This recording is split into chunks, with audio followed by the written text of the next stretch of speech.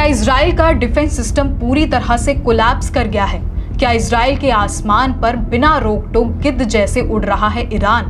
क्या ईरान की मुट्ठी में है अब इजराइल का भविष्य? नमस्कार, मेरा नाम है पूर्तिका श्रीदत्त और आप देख रहे हैं डेली स्कूप विद पूर्तिका।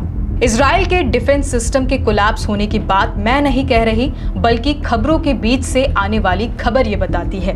दरअसल 21 मार्च 2026 को ईरान ने इजराइल के दक्षिणी शहरों डिमोना और अराद पर मिसाइल हमला किया। ये दोनों शहर बहुत अहम माने जाते हैं क्योंकि डिमोना में इजराइल की मुख्य न्यूक्लियर रिसर्च फैसिलिटी मौजूद है। इस हमले में करीब 180 लोग घायल हुए। इस युद्ध में न्यूक्लियर फैसिलिटी से जुड़े इलाकों पर हमले की शुरुआत तब हुई जब यूनाइटेड स्टेट्स और इजराइल ने ईरान के नेतांज न्यूक्लियर साइट पर बमबारी की। यह हमला ईरान के न्यूक्लियर प्रोग्राम को रोकने के लिए किया गया था, लेकिन इसके बाद हालात तेजी से बिगड़ गए। इसके जवाब में ईरान ने जैसे को तैसा वाली रणनीति अपनाई और सीधे न्यूक्लियर प्लांट पर हमला करने के बजाय डिमोना शहर को निशाना बनाया, जो इजराइल की न्यूक्लियर फैसिलिटी के पास स्थित है और जहां वहां काम करने वाले लोग रहते हैं।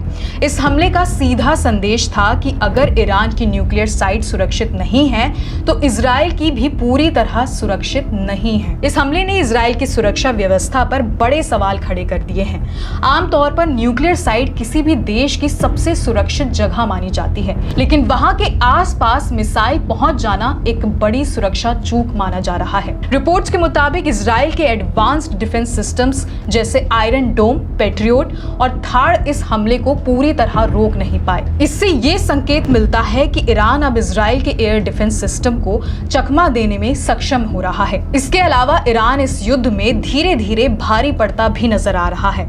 उसकी मिसाइल कैपेबिलिटी ने यह साबित कर दिया है कि वो लंबी दूरी तय करके इजराइल के किसी भी हिस्से में हमला कर सकता है।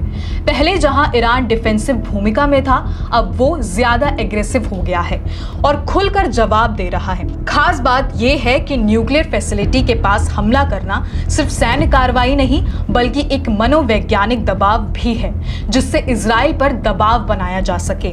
कुल मिलाकर इस युद्ध में अब सिर्फ साधारण हमले नहीं हो रहे, बल्कि दोनों देश एक दूसरे की सबसे संवेदनशील और महत्वपूर्ण जगहों को निशाना बना रहे हैं। ईरान की रणनीति, उसकी मिसाइल ताकत और सेंसिटिव इलाकों तक पहुंचने की क्षमता ये दिखाती है कि ईरान इस समय इजराइल को कड़ी टक्कर दे रहा है और कुछ मामलों में उस पर बढ़त बनाता हुआ नजर आ रहा है। अब सवाल ये है कि क्या ये वॉर एस्केलेट होकर न्यूक्लियर वॉर तक बढ़ रहा है और क्या इजराइल अब अपनी रक्षा के लिए न्यूक्लियर हमला कर सकता है? जिस युद्ध को अमेरिका और इजराइल ने वेनेजुला जैसा हल्का समझा था, दरअसल वो युद्ध अब एक बहुत खतरनाक मोड़ पर पहुंच चुका है, जहां पहली बार न्यूक्लियर एंगल खुलकर सामने आने लगा है। पहले इस संघर्ष में सिर्फ पारंपरिक हथियारों की बात हो रही थी, लेकिन अब जब यूनाइटेड स्टेट्स और इजराइल ने ईरान की नतांज न्यूक्लियर साइट पर हमला किया और उसके जवाब में ईरान ने डिमोना के पास हमला किया, तो ये साफ संकेत है कि लड़ाई अब संवेदनशील न्यूक्लियर इलाकों तक पहुंच चुकी है। इसी वजह से अब न्यूक्लियर शब्द इस युद्ध में इस्तेमाल होने लगे हैं और स्थिति आउट ऑफ कंट्रोल होती दिख रही है। न्यूक्लियर वॉर का खतरा अब पहले से ज्यादा वास्तविक होता नजर आ रहा है, क्योंकि जब दो देश एक दूसरे की न्यूक्लियर फैसिलिटी को टारगेट करने लगते हैं तो एस्केलेशन का स्तर बहुत तेजी से बढ़ जाता है। हालांकि अभी तक कहीं भी असली न्यूक्लियर हथियार का इस्तेमाल नहीं हुआ है, लेकिन माहौल ऐसा बन रहा है जहां ये विकल्प चर्चा में आ चुका है। इजराइल की धरती पर गिरती एक एक मिसाइल ये बता रही है कि ईरान की शक्ति का अंदाजा लगाने में अमेरिका और इजराइल दोनों की इंटेलिजेंस से बड़ी चूक हो गई। इस युद्ध में अमेरिका और इजराइल को ये सबक तो मिल ही चुका है कि हर बिल में चूहे नहीं होते, कुछ में सांप भी होते हैं। अब आगे ये युद्ध किस दिशा में जाएगा, इस बारे में आपकी क्या राय है, हमें कमेंट सेक्शन में जरूर बताएं और ऐसे ही न्यूज अपडेट्स के लिए चैनल को सब्सक्राइब कर लें और बेल आइकन जरूर दबाएं।